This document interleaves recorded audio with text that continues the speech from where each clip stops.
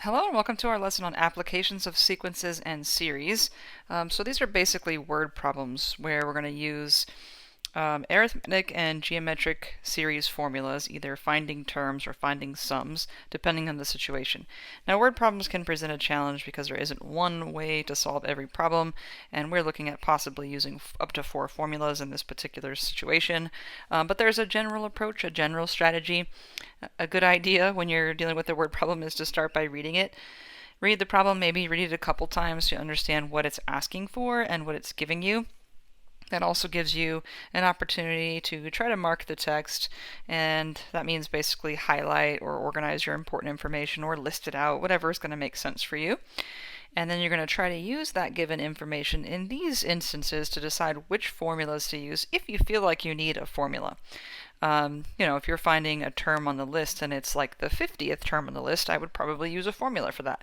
But if I'm looking for a term on the list and it's the 4th or 5th one, I may not resort to a formula. And the same thing for finding sums. If it's a small sum, I might just add up the terms. If it's a lengthy or more complicated sum, then I might resort to a formula.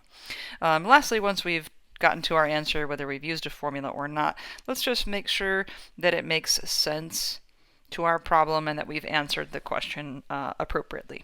Okay, so for example, here, in the first one, Bob does 10 push-ups on the first of 30 days this month.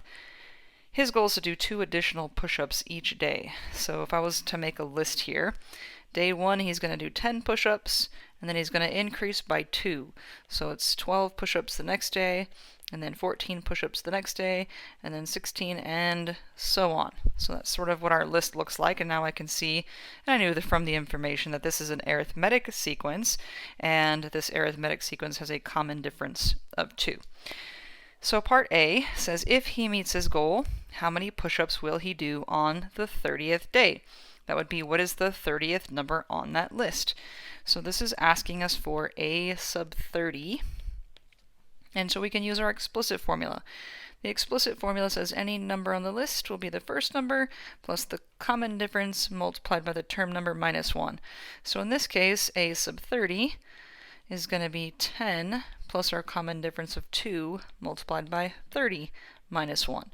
So if we were to keep making the list of how many push-ups he does each day, let's see. Let's let Desmos do the calculation for us, although I don't think that's an overly complicated calculation. I don't want to do anything silly. So we end up with 68 there. So if we were to make this list on the 68th day, the 68th number on the list would be 68, which means on the 30th day he will be doing 68 push-ups. That seems reasonable enough. It's a lot of push-ups for one day, but maybe not for you if you do push-ups all the time. All right, part B says how many total push-ups will he have done over the course of the month? So 10 the first day, 12 the second day, 14 the third day, and so on, all together means we're going to be looking for the sum of those push-ups over the course of the 30 days. So the sum for these 30, now I don't know all 30 terms, I don't want to try to add all those together, so I'm going to use my formula that says for an arithmetic sequence, the sum of n terms will be n divided by 2 multiplied by a sub 1 and a sub n.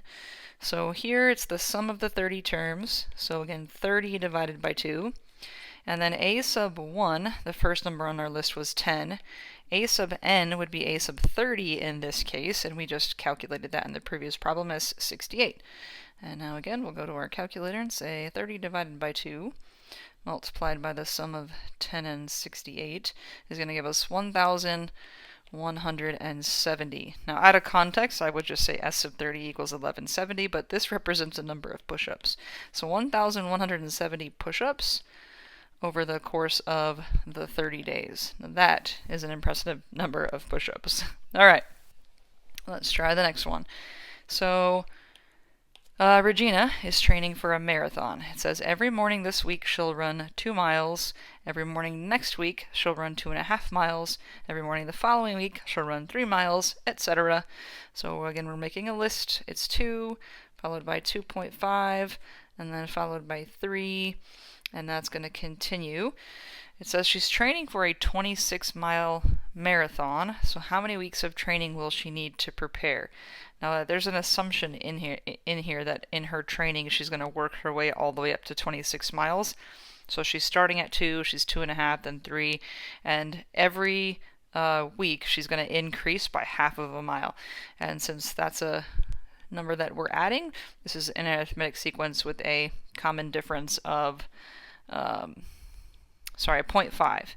And what we're looking for here is, again, how do we get to the 26-mile marker? So let me actually get rid of this for a second. So we want to get, she's at 2 miles, 2.5 miles, 3 miles, and then we have to get to 26 miles for her to be trained. And again, that's an assumption in this problem. I should have typed it that way, so this is what I intended for the problem to be.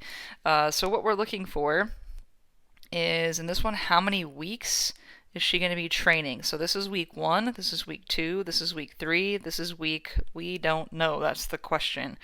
So what number on the list is this? That's the first, second, and third terms. This is the nth term, okay? So we can still use our explicit formula here. And again, it's arithmetic.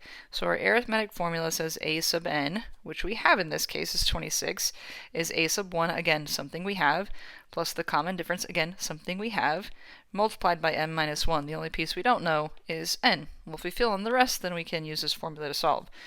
So we're going to say that last term is 26. The first term was 2. The common difference was 0.5. We just don't know how many terms that is, so we're going to leave n in there as our variable. So we can go about solving this a couple different ways. We have some options in the simplifying here. Let's say we get rid of that 2. Then we have 24 equal to, I'm going to also distribute here to make a 0.5 n and then a negative 0.5. So a 0.5 n, and then a negative 0.5. Now I'm going to add that 0.5 over. Maybe I should have combined like terms, but that's okay. So that's gone, and now I have technically 24.5 equal to 0.5 n, and now we're going to divide. And I can't really fit that in there, so how many halves are there in 24.5 is going to be 49. And so n is equal to 49. So that 49th number on the list will be 26. So 49 weeks of training for her to build up the stamina to go all 26 miles. Now, I don't know if that's actually how training works for a marathon, not something that I have done, but we're going to say here that at the 49-week mark, then she will have built her way up to 26 miles. Okay? All right, let's try the next one. Says that Carol started a savings account for her daughter, and she deposited $75 on her first birthday, $125 on her second birthday, $175 on her third birthday, and so on. So we have 75, and then 125, and then 175, and then she just keeps doing this. It says, if she continues this pattern, how much will her daughter have in her savings account after her 18th birthday? So this is, again, an arithmetic sequence. I can see that I'm adding 50 to get from one term to the next. But what are we really looking for here? So it says, again, if she continues with this pattern, how much will she have in the account? So how much in the account after her 18th deposit? That's not what is she depositing on her 18th birthday. It's what's the total going to be. So if she deposits 75, then 125, then 175, we have to add all those up to find the total balance that's in her account. So we are actually looking here for the sum of all of the 18 deposits. So if we want to find the sum, we need to know the first number on the list, which we have. We need to know the number of terms, which we know that also is going to be 18, but we also need to know the last term on the list, or the 18th term in this case. So we're going to have to use our explicit formula to find the 18th term on the list first. So we're looking at 75, our first term, plus our common difference of 50 multiplied by n minus 1, so 18 minus 1, means that 18th deposit is going to be how much? 75 plus 50 multiplied by 18 minus 1 gets us $925. So $925 is how much she's going to deposit in or on the 18th birthday. So now we're going to add up all 18 deposits by finding the sum. So the sum for I put the sum formula up there already. All right, the sum for these 18 deposits is going to be 18 divided by 2, multiplied by the first deposit, which was 75, plus the last one, which was 925. And let's, again, not screw this up, although I think I could math this one in my head. So 75 plus the 925 is 1,000 multiplied by 9. Yeah, makes 9,000. So $9,000 is the total in her bank account after all 18 of those deposits. So, it doesn't seem all that significant, but I'm telling you what, when I turned 18, I would have been thrilled to get a $9,000 or to have $9,000 waiting for me in a checking account. All right, moving right along. So we had quite a few examples that were arithmetic. I think what we're going to see in these next few examples are geometric. So instead of our terms increasing by some common difference, we're going to be looking at a common ratio. So instead of adding, multiplying to get from one term to the next. And again, sometimes a formula isn't necessary, and I think I'm going to show you a couple of options on these next couple. So on number 4, for instance, it says the population of a city is currently 1,200, and it's expected to double every 3 years. It says to find the population after 15 years. So if I was going to make this list, we have a starting population of 1,200. And then 3 years later, so after 3 years, it says it's going to double. So it's going to be at 2,400. And then in another 3 years, which would have been 6 years total, it doubles again. So that would be 4,800. And then in another 3 years, which would be 9 years, it's going to double again. So 9,600. And I'm really not that far away from 15. So I'm just going to do this again. 3 more years would be 12 years. And if I doubled the 9,600, why did I... 96, sorry. I just saw something there on my scratch work. Okay, so 9,600 doubled is going to be 19,200. And then 3 more years would be 15 years. And if that doubles again, let me just multiply by 2 again, then we're looking at 38,400. Okay, so at 15 years, I know the population there.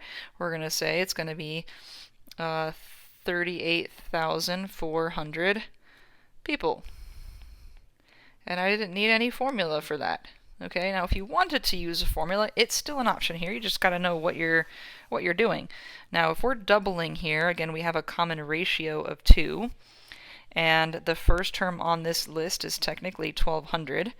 So if I wanted to write an explicit formula for this situation, I would say that a sub n is equal to 1,200 times 2 raised to the n minus 1 power. Now in this particular situation, what are we actually finding?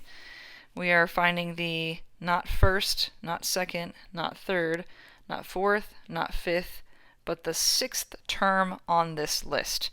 And it might not seem really clear to you here. Maybe you were thinking, let me not go there yet. Let's plug this in. If I wanted to find the 6th number on this list, let me go back to pink.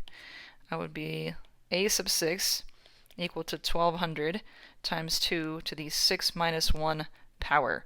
And plugging that into the calculator is going to get us the same 38,400 for our answer. Now again, you might have been thinking, okay, it's going to double every 3 years until we get to 15 years. Well, if we take the 15 and divide it by 3, that means we're going to double 5 times. Now I know we were finding a sub 6, but 6 minus 1 means we have a power of 5 there, so hopefully that makes a little bit of sense.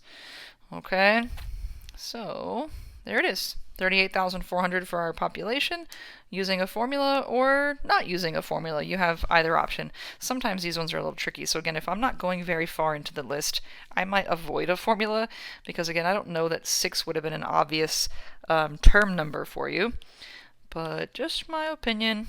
Okay, let's get another one. It's similar to that one. It says that a certain radioactive substance has a half-life of 8 hours.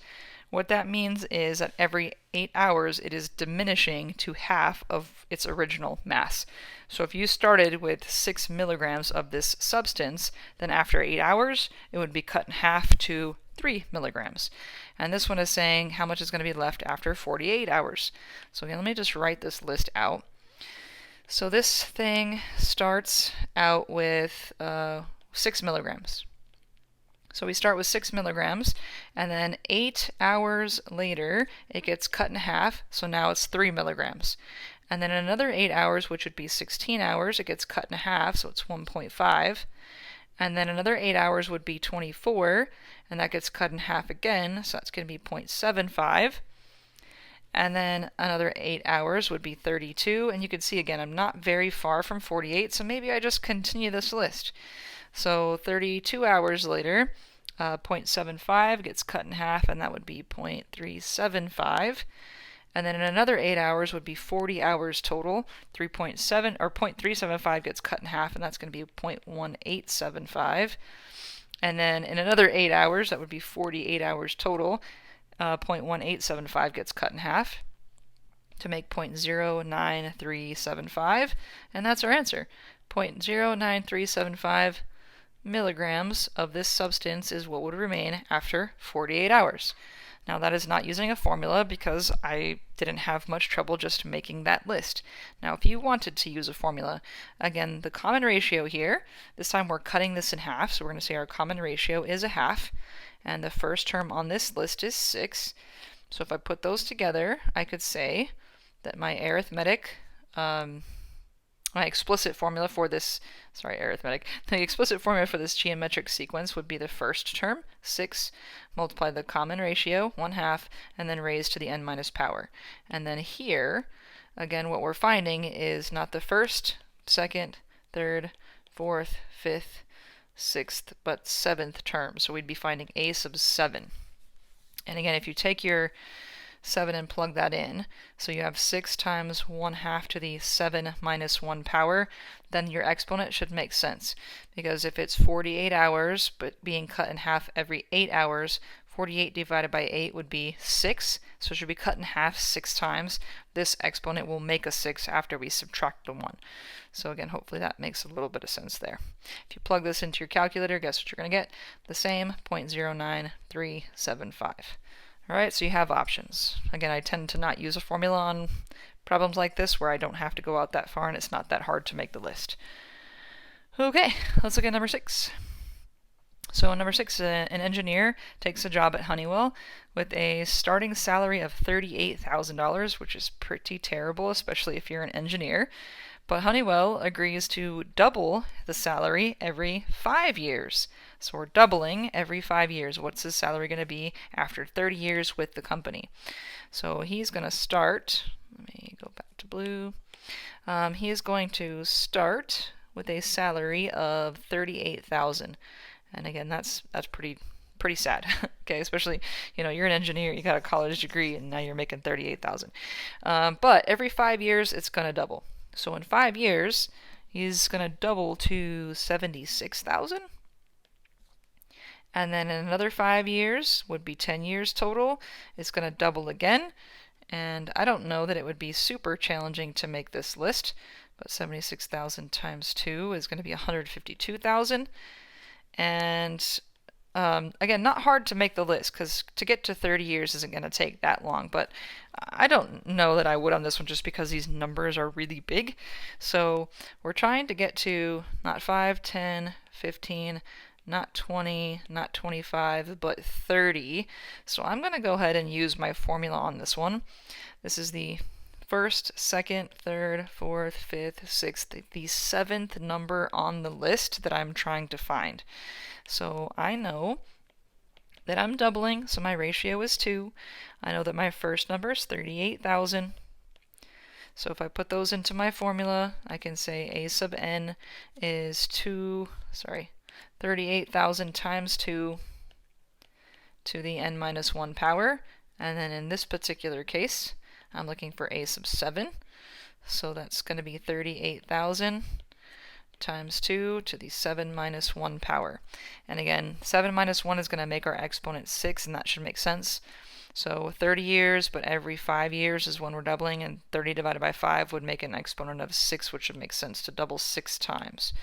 Alright, so then I'm going to put this in the calculator so I don't have to keep making that giant list. So we have 38,000 doubling 6 times. So 2,432,000 is quite a lot. Those 3 zeros, right? Yes.